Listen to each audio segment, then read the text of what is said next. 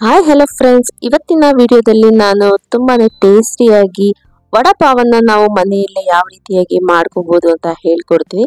ತುಂಬಾ ಅಂದ್ರೆ ತುಂಬಾ ಸುಲಭವಾಗಿ ಮಾಡ್ಕೋಬಹುದು. ಮನೆಯಲ್ಲಿ ಚಿಕ್ಕವರಿಂದ ದೊಡ್ಡವರವರೆಗೂ ಎಲ್ಲರೂ ಸಹ ತುಂಬಾನೇ ಇಷ್ಟ ಪಡ್ಕೊಂಡು ಎಂಜಾಯ್ ಮಾಡ್ಕೊಂಡು ತಿಂತಾರೆ. ಈ ವಡಾಪಾವನ್ನ ಮಾಡೋದಕ್ಕೆ ಏನೇನು ಬೇಕು ನೋಡೋಣ ಬನ್ನಿ. ಮೊದಲಿಗೆ ನಾನಿಲ್ಲಿ ಆಲೂಗಡ್ಡೆಯನ್ನ ಬೇಯಿಸಿ ಎತ್ತಿಟ್ಕೊಂಡಿದ್ದೀನಿ. ಈಗ ಮೇಲಿನ ಸಿಪ್ಪೆಯನ್ನೆಲ್ಲ ತೆಗೆದು ಈ ರೀತಿಯಾಗಿ ಚೆನ್ನಾಗಿ ಸ್ಮ್ಯಾಶ್ ಮಾಡ್ಕೊಳ್ತಾ ಇದ್ದೀನಿ. ಈಗ ಇದನ್ನ ಒಂದು ಪ್ಲೇಟ್ನಲ್ಲಿ ಎತ್ತಿಟ್ಕೊಳ್ಳೋಣ. ಒಂದು ಕಡಾಯಿಯಲ್ಲಿ ಸ್ವಲ್ಪ ಎಣ್ಣೆಯನ್ನು ಹಾಕಿ ಅದಕ್ಕೆ ಸಾಸಿವೆ, ಸ್ವಲ್ಪ ಜೀರಿಗೆಯನ್ನ ಹಾಕೊಳ್ತಾ ಇದ್ದೀನಿ. ಅದ ನಂತರ ಇದಕ್ಕೆ ನಾನು ಕಟ್ ಮಾಡ್ಕೊಂಡಿರುವಂತಹ ಹಸಿಮೆಣಸಿನಕಾಯನ್ನ ಹಾಕೊಳ್ತಾ ಇದ್ದೀನಿ. ಇದನ್ನೆಲ್ಲ ಎಣ್ಣೆಯಲ್ಲಿ ಚೆನ್ನಾಗಿ ಫ್ರೈ ಮಾಡಿಕೊಂಡು ಅದಾದ್ಮೇಲೆ ಇದಕ್ಕೆ ಒಂದು 1/4 ಸ್ಪೂನಷ್ಟು ಅರಿಶಿನವನ್ನು ಹಾಕೊಳ್ಳಿ. ಅದಾದ್ಮೇಲೆ ಒಂದು ಅರ್ಧ ಸ್ಪೂನಷ್ಟು ಧನಿಯಾ ಪುಡಿ, ಒಂದು 1/4 ಸ್ಪೂನಷ್ಟು ಖಾರದ ಪುಡಿಯನ್ನು ಹಾಕೊಂಡು ಈಗಾಗಲೇ ಸ್ಮ್ಯಾಶ್ ಮಾಡಿ ಇಟ್ಟಿಟ್ಕೊಂಡಿರುವಂತಹ ಆಲೂಗಡ್ಡೆಯನ್ನು ಹಾಕಿ ಚೆನ್ನಾಗಿ ಮಿಕ್ಸ್ ಮಾಡ್ಕೋಬೇಕಾಗುತ್ತೆ. ಇನ್ನು ನನ್ನ ಚಾನಲ್ನಲ್ಲಿ ಸುಮಾರು ವೆರೈಟಿ ಆದಂತಹ ಕುಕಿಂಗ್ ವಿಡಿಯೋಗಳನ್ನು ಅಪ್ಲೋಡ್ ಮಾಡಿದ್ದೀನಿ. ನೋಡಿ ಹೇಗಿದೆ ಕಮೆಂಟ್ ಮೂಲಕ ತಿಳಿಸಿ. ನಂತರ ಈಗ ಇದಕ್ಕೆ ಸ್ವಲ್ಪ ಉಪ್ಪನ್ನು ಸೇರಿಸ್ಕೊಂಡು ಮತ್ತೊಮ್ಮೆ ಚೆನ್ನಾಗಿ ಮಿಕ್ಸ್ ಮಾಡಿಕೊಂಡು ಕೊನೆಯದಾಗಿ ಇದಕ್ಕೆ ಸಣ್ಣದಾಗಿ ಕಟ್ ಮಾಡ್ಕೊಂಡಿರುವಂತಹ ಕೊತ್ತಂಬರಿ ಸೊಪ್ಪನ್ನು ಆ್ಯಡ್ ಮಾಡ್ಕೊಳ್ಳಿ. ಈಗ ಇದನ್ನು ಸಹ ಚೆನ್ನಾಗಿ ಮಿಕ್ಸ್ ಮಾಡ್ಕೊಳ್ಳಿ. ನೋಡಿ ಈಗ ರೆಡಿ ಆಗಿದೆ ಇದು. ಈಗ ಇದನ್ನು ಸ್ವಲ್ಪ ತಣ್ಣಗಾಗಕ್ಕೆ ಬಿಡೋಣ. ಇದು ಪೂರ್ತಿಯಾಗಿ ತಣ್ಣಗಾದ್ಮೇಲೆ ಇದರಲ್ಲಿ ನೀವು ಉಂಡೆಗಳನ್ನು ಮಾಡ್ಕೋಬೇಕಾಗುತ್ತೆ. ನಾವು ವಡಾಪಾವ್ಗೆ ಸ್ಟಫಿಂಗ್ ಅನ್ನ ಮಾಡ್ಕೋಬೇಕಲ್ವಾ, ಹಾಗಾಗಿ ಮೊದಲಿಗೆ ಈ ರೀತಿಯಾಗಿ ಆಲೂಗಡ್ಡೆಯಿಂದ ಉಂಡೆಗಳನ್ನ ಮಾಡ್ಕೋಬೇಕಾಗುತ್ತೆ. ಸೊ ನಾನಿಲ್ಲಿ ತಗೊಂಡಿರುವಂತಹ ಕ್ವಾಂಟಿಟಿಯಲ್ಲಿ 6 ಉಂಡೆಗಳಾಯಿತು. ನೀವು ಬೇಕಾದ್ರೆ ಜಾಸ್ತಿ ಕ್ವಾಂಟಿಟಿಯಲ್ಲೂ ಸಹ ಮಾಡ್ಕೋಬಹುದು. ಈಗ ಮತ್ತೊಂದು ಬೌಲ್ನಲ್ಲಿ 1 ಕಪ್ ಅಷ್ಟು ನಾನು ಕಡಲೆ ಹಿಟ್ಟನ್ನು ಆ್ಯಡ್ ಮಾಡ್ಕೊತಾ ಇದ್ದೀನಿ. ಹಾಗೆ 1 ಸ್ಪೂನ್ ಅಷ್ಟು ಖಾರದ ಪುಡಿ, ರುಚಿಗೆ ತಕ್ಕಷ್ಟು ಉಪ್ಪು ಹಾಗೂ ಸ್ವಲ್ಪ ಅರಿಶಿನ ಮತ್ತೆ ಸ್ವಲ್ಪ ಓಂ ಕಾಳನ್ನು ಹಾಕೊಂಡಿದ್ದೀನಿ. ಹಾಗೆ 1/4 ಸ್ಪೂನ್ ಅಷ್ಟು ಸೋಡಾವನ್ನು ಹಾಕೊಂಡು ಚೆನ್ನಾಗಿ ಮಿಕ್ಸ್ ಮಾಡ್ಕೊಳ್ಳಿ. ಈಗ ಇದಕ್ಕೆ ಸ್ವಲ್ಪ ಸ್ವಲ್ಪನೇ ನೀರನ್ನು ಆ್ಯಡ್ ಮಾಡ್ಕೊಳ್ತಾ ಬ್ಯಾಟರಿ ಕನ್ಸಿಸ್ಟೆನ್ಸಿ ಮಾಡ್ಕೋಬೇಕಾಗುತ್ತೆ.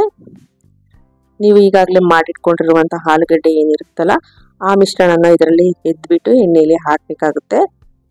ಸೊ ಇದು ನಿಮಗೆ ತುಂಬ ನೀರಾಗೂ ಇರಬಾರ್ದು, ತುಂಬ ಗಟ್ಟಿಯಾಗೂ ಇರಬಾರ್ದು, ಮೀಡಿಯಂ ಕನ್ಸಿಸ್ಟೆನ್ಸಿಯಲ್ಲಿ ಇರಬೇಕು. ಈಗ ನೀವು ಬಜ್ಜಿ ಬೋಂಡ ಎಲ್ಲ ಯಾವ ರೀತಿಯಾಗಿ ಮಾಡ್ತೀರಲ್ಲ, ಸೊ ಆ ರೀತಿಯಾಗಿ ನೀವು ಮಾಡ್ಕೋಬೇಕಾಗುತ್ತೆ. ನೋಡಿ ಈ ಕನ್ಸಿಸ್ಟೆನ್ಸಿಲಿ ಇರಬೇಕಾಗುತ್ತೆ. ಈಗ ಬ್ಯಾಟರ್ ಸಹ ರೆಡಿಯಾಗಿದೆ. ಈಗ ಎಣ್ಣೆ ಚೆನ್ನಾಗಿ ಕಾದ ನಂತರ ಈ ರೀತಿಯಾಗಿ ಚಿಕ್ಕ ಚಿಕ್ಕದಾಗಿ ಕೈಯಲ್ಲಾದರೂ ಹಾಕ್ಕೋಬಹುದು. ಅಥವಾ ನಿಮಗೆ ಈ ರೀತಿಯಾಗಿ ಕೈಯಲ್ಲಿ ಇಷ್ಟ ಆಗಲ್ಲ ಬೂಂದಿ ಕಾಳು ಮಾಡ್ಕೊಳಕ್ಕೆ ಅಂದರೆ ಈ ರೀತಿಯಾಗಿ ಹೋಲಿರುವಂತಹ ಒಂದು ಸ್ಪೂನ್ನಲ್ಲಿ ಈ ರೀತಿಯಾಗಿ ಬೂಂದಿ ಕಾಳುಗಳನ್ನ ರೆಡಿ ಮಾಡ್ಕೋಬಹುದು.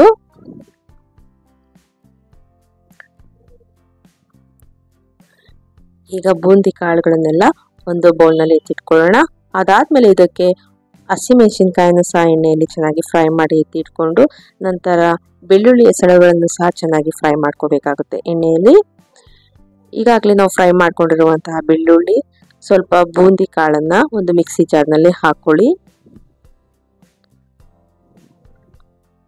ನಂತರ ಇದಕ್ಕೆ ಖಾರದ ಪುಡಿ ಹಾಗೆ ರುಚಿಗೆ ತಕ್ಕಷ್ಟು ಉಪ್ಪು ಎಲ್ಲವನ್ನು ಹಾಕಿ ಈ ರೀತಿಯಾಗಿ ತರ್ತರಿಯಾಗಿ ಗ್ರೈಂಡ್ ಮಾಡ್ಕೋಬೇಕಾಗುತ್ತೆ. ತುಂಬ ನುಣ್ಣಗೂ ಸಹ ಗ್ರೈಂಡ್ ಮಾಡಬಾರ್ದು. ಇದನ್ನ ಈ ರೀತಿಯಾಗಿ ತರ್ತರಿಯಾಗಿ ಗ್ರೈಂಡ್ ಮಾಡ್ಕೊಳ್ಳಿ. ಈಗ ಇದನ್ನ ಪಕ್ಕಕ್ಕೆ ಎತ್ತಿಟ್ಕೊಳ್ಳೋಣ. ಅದೇ ಮಿಕ್ಸಿ ಜಾರ್ಗೆ ಹಸಿಮೆಣಸಿನಕಾಯಿ, ಸ್ವಲ್ಪ ಶುಂಠಿ, ಸ್ವಲ್ಪ ಕರಿಬೇವು ಹಾಗೆ 1 ಹಿಡಿಯಷ್ಟು ಕೊತ್ತಂಬರಿ ಸೊಪ್ಪು, ಸ್ವಲ್ಪ ರುಚಿಗೆ ತಕ್ಕಷ್ಟು ಉಪ್ಪು ಹಾಗೂ ಒಂದು ಅರ್ಧ ನಿಂಬೆಹಣ್ಣಿನ ರಸ ಎಲ್ಲವನ್ನು ಹಾಕಿ ನುಣ್ಣಗೆ ಪೇಸ್ಟ್ ಮಾಡ್ಕೋಬೇಕಾಗುತ್ತೆ. ಸ್ವಲ್ಪ ನೀರನ್ನು ಆ್ಯಡ್ ಮಾಡಿಕೊಂಡು ಈ ರೀತಿಯಾಗಿ ಗ್ರೀನ್ ಚಟ್ನಿಯನ್ನು ರೆಡಿ ಮಾಡ್ಕೋಬೇಕಾಗುತ್ತೆ. ಈಗ ಚಟ್ನಿ ಮತ್ತು ಪೌಡರು ರೆಡಿಯಾಗಿದೆ. ಈಗ ನಾವು ಮಾಡಿಟ್ಕೊಂಡಿರುವಂತಹ ಬ್ಯಾಟರಲ್ಲಿ ಪೊಟ್ಯಾಟೊ ಬಾಲ್ಸನ್ನು ಏನು ಮಾಡ್ಕೊಂಡಿರ್ತೀವಲ್ಲ ಅದನ್ನು ಈ ರೀತಿಯಾಗಿ ಡಿಪ್ ಮಾಡಿ ಎಣ್ಣೆಯಲ್ಲಿ ಡೀಪ್ ಫ್ರೈ ಮಾಡ್ಕೋಬೇಕಾಗುತ್ತೆ.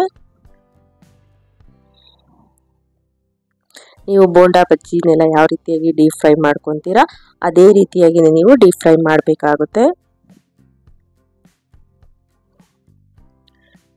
ನೋಡಿ ಇದು ಚೆನ್ನಾಗಿ 2 ಸೈಡನ್ನು ಫ್ರೈ ಆಗಬೇಕು.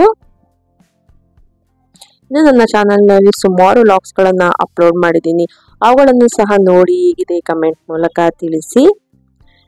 ಮತ್ತು ನಿಮಗೆ ಏನಾದರೂ ಕುಕಿಂಗ್ ವಿಡಿಯೋಗಳು ಅಥವಾ ವ್ಲಾಗ್ಸ್ಗಳನ್ನು ಸಪ್ರೇಟಾಗಿ ಇದೇ ರೀತಿ ನೋಡಬೇಕು ಅಂತಂದರೆ ಪ್ಲೇ ಲಿಸ್ಟ್ಗಳನ್ನು ಮಾಡಿದ್ದೀನಿ. ಆ ಪ್ರಕಾರವಾಗಿ ನಿಮಗೆ ಯಾವ ಪ್ಲೇ ಲಿಸ್ಟನೋ ಆ ಪ್ಲೇ ಲಿಸ್ಟನ್ನು ಆನ್ ಮಾಡಿಕೊಂಡು ನೋಡಬಹುದು. ಈಗ ಇದು ಚೆನ್ನಾಗಿ ಫ್ರೈ ಆಗಿದೆ. ಈಗ ಇದನ್ನು ಎಣ್ಣೆಯಿಂದ ತೆಗಿಬೇಕಾಗುತ್ತೆ. ನೋಡಿ, ಈಗ ಇದನ್ನು ಒಂದು ಪ್ಲೇಟ್ನಲ್ಲಿ ಎತ್ತಿಟ್ಕೊಳ್ಳೋಣ. ನಾನಿಲ್ಲಿ ವಡಾ ಪಾವನ್ನು ಹೊರಗಡೆಯಿಂದ ತಗೊಂಡು ಬಂದಿದ್ದೆ ಬ್ರೆಡ್ಡನ್ನು. ಈಗ ಒಂದು ತವಾನ ಬಿಸಿ ಮಾಡೋದಕ್ಕೆ ಇಟ್ಟಿದ್ದೆ. ಈಗ ಚೆನ್ನಾಗಿ ಬಿಸಿ ಆದಮೇಲೆ ಸ್ವಲ್ಪ ಅದಕ್ಕೆ ಬಟರನ್ನು ಹಾಕ್ಕೊಂಡು ಬ್ರೆಡ್ಡನ್ನು ಈ ರೀತಿಯಾಗಿ ರೋಸ್ಟ್ ಮಾಡ್ಕೋಬೇಕಾಗುತ್ತೆ ಸ್ವಲ್ಪ.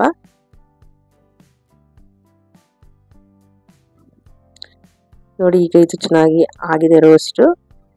ಈಗ ಇದನ್ನು ಪ್ಲೇಟ್ನಲ್ಲಿ ಎತ್ತಿಟ್ಕೊಂಡು ಈಗ ಬ್ರೆಡ್ಡಿಗೆ ಯಾವ ರೀತಿಯಾಗಿ ನೀವು ಅಪ್ಲೈ ಮಾಡಬೇಕು ಅಂತ ಹೇಳ್ಕೊಡ್ತೀನಿ.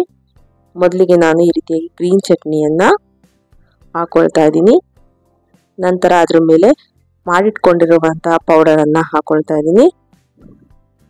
ನಂತರ ಅದ್ರ ಮೇಲೆ ಬಜ್ಜಿಯನ್ನು ಹಾಕ್ತಾ ಇದ್ದೀನಿ. ಆಲೂ ಬಜ್ಜಿಯನ್ನು ಈ ರೀತಿಯಾಗಿ ಪ್ರೆಸ್ ಮಾಡಿ ಹಾಕ್ಕೊಳ್ಳಿ. ಮತ್ತು ಅದ್ರ ಮೇಲೆ ಸ್ವಲ್ಪ ಪೌಡ್ರನ್ನು ಆ್ಯಡ್ ಮಾಡಿಕೊಂಡು ಸ್ವಲ್ಪ ಬೂಂದಿ ಕಾಳನ್ನು ಹಾಕ್ಕೊಂಡು ಈ ರೀತಿಯಾಗಿ ಫೋಲ್ಡ್ ಮಾಡಬೇಕಾಗುತ್ತೆ. ಮತ್ತೊಂದನ್ನು ಸಹ ಅದೇ ರೀತಿಯಾಗಿ ಮಾಡ್ಕೊಳ್ತೀನಿ. ಅದು ನೋಡ್ತಾ ಇರ್ಬೋದು. ಈಗ ವಡಾ ಪಾವ್ ರೆಡಿಯಾಗಿದೆ. ಈಗ ಇದನ್ನು ಸರ್ವ್ ಮಾಡೋಣ.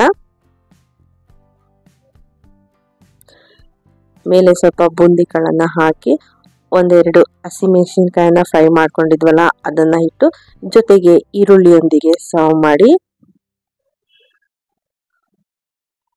ನೋಡ್ತಾ ಇರ್ಬೋದು ಎಷ್ಟು ಚೆನ್ನಾಗಿ ಕಾಣಿಸ್ತಾ ಇದೆಯಲ್ಲ. ತಿನ್ಲಿಕ್ಕೂ ಸಹ ಅಷ್ಟೇ ಚೆನ್ನಾಗಿರುತ್ತೆ. ಹೊರಗಡೆ ಎಲ್ಲ ಏನು ಸಿಗುತ್ತಲ್ಲ ವಡಾ ಪಾವು, ಅದಕ್ಕಿಂತ ಟೇಸ್ಟಿಯಾಗಿರುತ್ತೆ ಅಂತಲೇ ಹೇಳ್ಬೋದು ನಾವು ಮನೇಲಿ ಮಾಡ್ಕೊಂಡು ತಿಂದರೆ. ನೋಡಿ, ಟೇಸ್ಟ್ ಮಾಡ್ತಾ ಇದ್ದೀನಿ. ವಾವ್, ಸೂಪರ್ ಅಂದರೆ ಸೂಪರ್ ಆಗಿತ್ತು. ನೀವು ಸಹ ಒಮ್ಮೆ ಟ್ರೈ ಮಾಡಿ ಹೇಗೆ ಬಂತು ಅಂತ ನನಗೆ ಕಮೆಂಟ್ ಮೂಲಕ ತಿಳಿಸಿ. ಹೀಗೆ ಸಪೋರ್ಟ್ ಮಾಡಿ. Thank you so much.